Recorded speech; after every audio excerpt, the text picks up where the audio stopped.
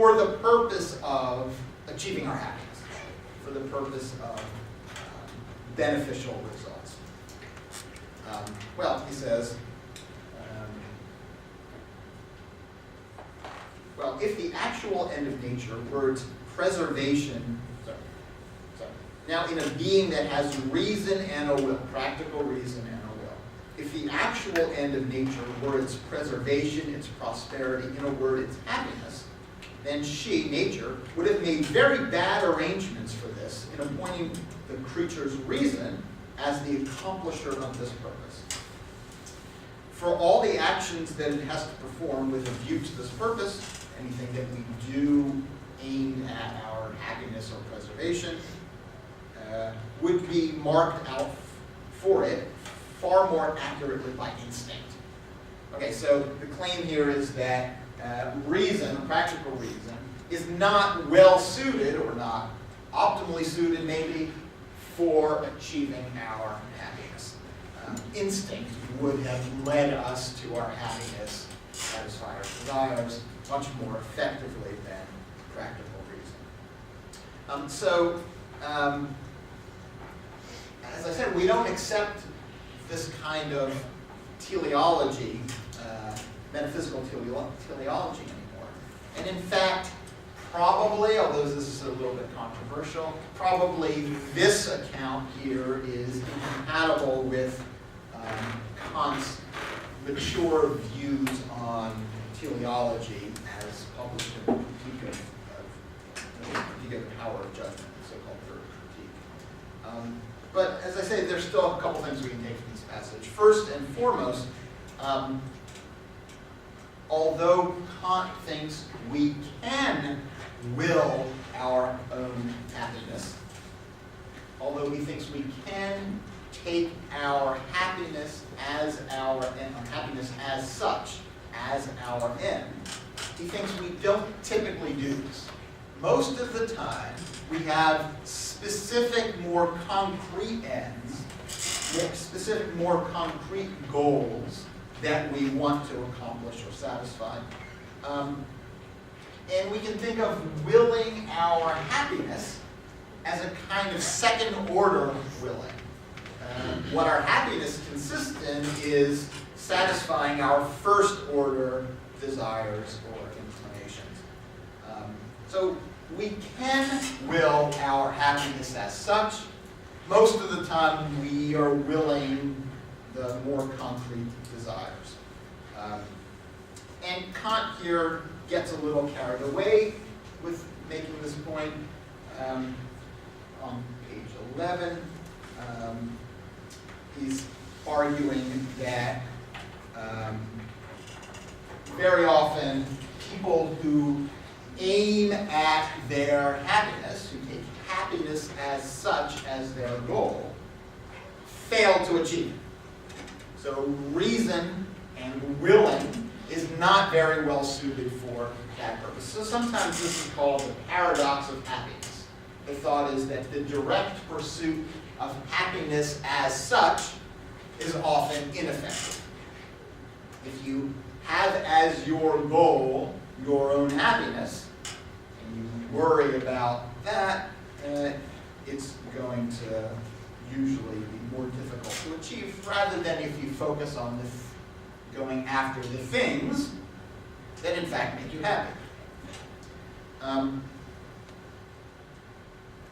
And what he says is that people who are focused on their own happiness as such, take that to be their goal, they often fail to accomplish it and therefore wind up denigrating reason, he says. This is what he calls misology, hatred of reason, since after calculating all the advantages that they derive, they still find that they have, in fact, just brought more hardship upon their shoulders than they had gained in happiness. Okay, well, so if the point of nature giving us reason is not our happiness and our own happiness, what is the point? Well, he says, page 12,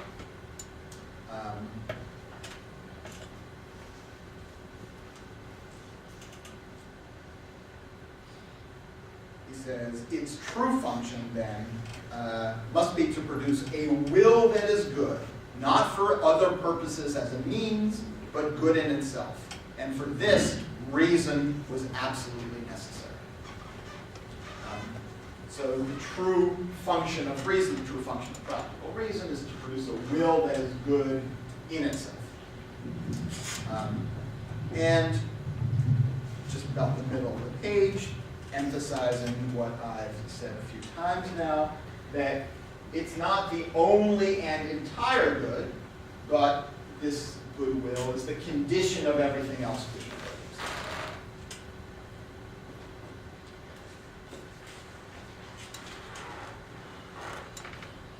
So when is a will good? When is a will good in itself? When is a person good in herself from the point of view of her actions? Well, although we have, he thinks, an intuitive understanding of this, we need to clarify it. And in order to clarify it, we're going to talk about the idea of duty. So this is what he's saying at the bottom of 12. We shall inspect the concept of duty. So duty contains that of a goodwill. The idea of a good, the concept of duty, contains that of a goodwill, though under certain subjective limitations and hindrances, which these limitations on goodwill, far from concealing the goodwill and making it unrecognizable, bring it out by contrast and make it shine forth all the more brightly. Okay, so the point here is that not all conceivable goodwills involve the concept of duty, or the idea of acting from duty. It's only when a goodwill is subjected to limitations and hindrances, he says, that we get the idea of acting from duty. The idea of acting from duty is precisely the idea of overcoming those subjective limitations and hindrances. And by looking at those kinds of cases where we do, in fact, overcome subjective limitations and hindrances, are we able to see more clearly what the idea of a goodwill actually involves. So sometimes, the point is, I've said this before, but we human beings have wills, we have autonomous wills, we have practical reason. But because we're embodied, because we have empirical existences as well, we have subjective empirical desires and inclinations. And these inclinations, these instincts, are sometimes in agreement with what pure practical reason requires, sometimes in conflict. And when there's a conflict, we feel ourselves pulled by our natural inclinations in a way that is contrary to what practical reason requires. In those cases, practical reason presents itself as what? As a duty, as a requirement that we must do a certain thing, as opposed to what our inclinations are pulling us towards. I want to say one more thing about this idea of inclinations, empirical inclinations pulling us towards something. Our natural inclinations and desires present to us certain ends, namely the things that we desire. So again, our natural instincts and inclinations present to us certain ends as good. So when we have an instinct or an urge or an inclination, when we feel the pull of some natural desire for some end, we think of that end as good. So our desires present to us certain things as good, as worth bringing about. That's what it means to desire something. But the whole point of what I'm saying now is that those subjective values that our natural inclinations present to us as good may or may not be objectively good, may or may not conflict with what practical reason requires, what a good will would aim at. Okay, well, so for us human beings, where there is that potential conflict, practical reason presents itself as duty, as a requirement, as something we must do. We can imagine, as Kant sometimes says, a being that does not have those subjective limitations. We can imagine a being that is not subjected to empirical limitations and obstacles. Right? So we can imagine an angel, for example, as being something that has a will, but is not subjected to empirical temptations away from the requirements of pure practical reason. In that case, that sometimes Kant talks about a holy will, a pure will. In that case, well, that creature would act on the requirements of practical reason automatically. That's the only basis for that creature's action.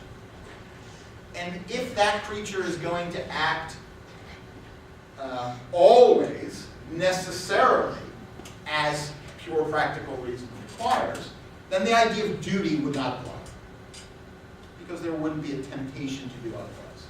So, Kant's thought here is that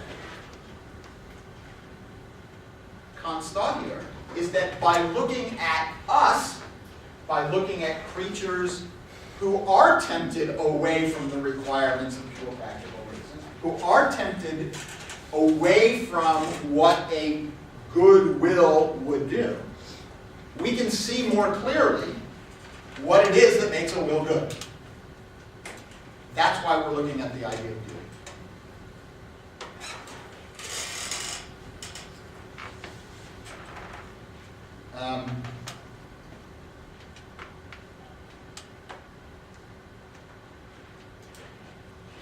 So one more time, the point here is that the fact that we are subjected to empirical temptations, which may or may not be in accordance with what a good will would, isn't what makes our will good. It's what makes it clearer to us in a way that helps us understand what it is that makes a good will good. Let me put it this way. An angel and human beings, when we will properly, when we are able to overcome our subjective temptations, when an angel wills and a human being wills with a good will, they're the same. The principles of the actions are the same. It's just that we have to struggle to do this. So let me just give you an example of what kind of empirical temptations it is that I'm talking about here. So you don't have to, we won't go into this in any depth right now, but just think of like selfishness, right?